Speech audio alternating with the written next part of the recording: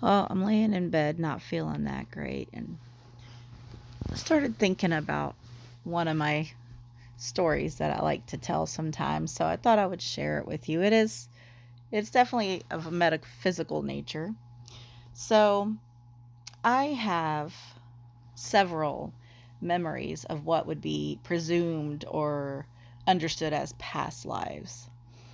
I've called them that forever, but now I really understand all is happening simultaneously. So, really, in truth, it's a parallel life experience. But I'm just going to call it the past life experience just to get through the conversation so I don't spend so much time over explaining and you can get my point. So, picture this.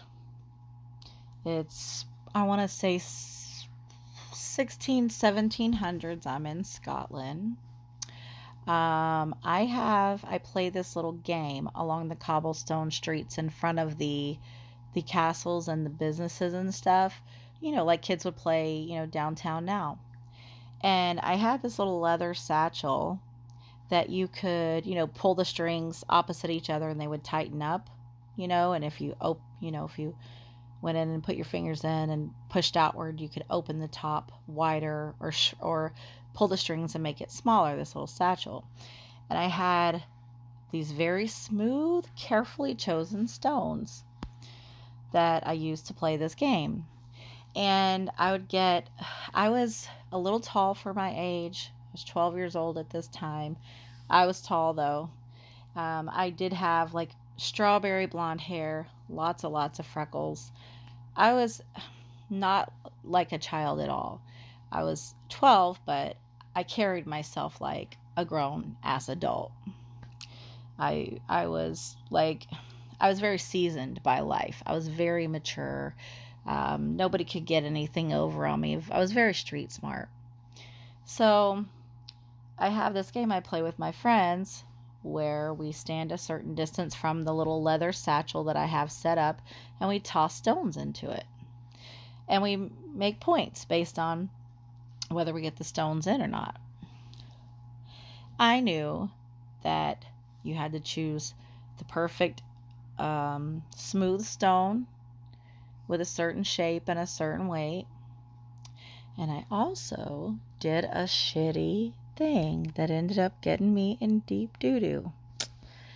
When I would go up, I was always the one that went up and pulled the stones out of the satchel, to take them back to use them and throw them in again.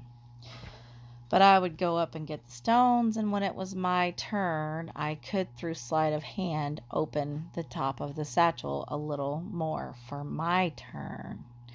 Sneaky, sneaky, sneaky. So I won a lot, needless to say. And all the kids would get really mad because I would win money. We would play for money, and I was out there hustling. I could hustle anybody.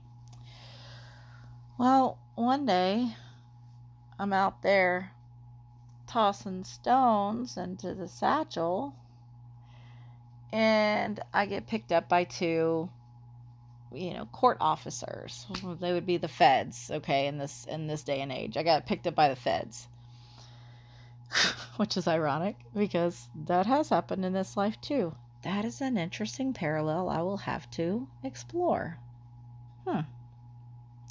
Anyway, so I get picked up by these guys, and I knew immediately what was happening. Like I knew it all, like telepathically, or I don't know, I just knew. I guess because it's a memory now. I guess I know what happened. What had happened was my brother and my uncle had sold me out as a witch, and they said that's how I always won those games was through my witchcraft. And really, I was just a cheating little shit, right? And my mother was very sick. Okay, this was in front of a big castle, but the castle wasn't like all royalty. It was like it had been turned into something like apartments and like doctor's offices or like hospital, like care units inside of this castle. I don't know if Maybe there was like a tuberculosis going around or something. Maybe they had the COVID. I'm kidding. But it wasn't like just for royalty. This castle was being used by the people for the people. And my mother was up in one of the rooms in this castle, very sick, dying.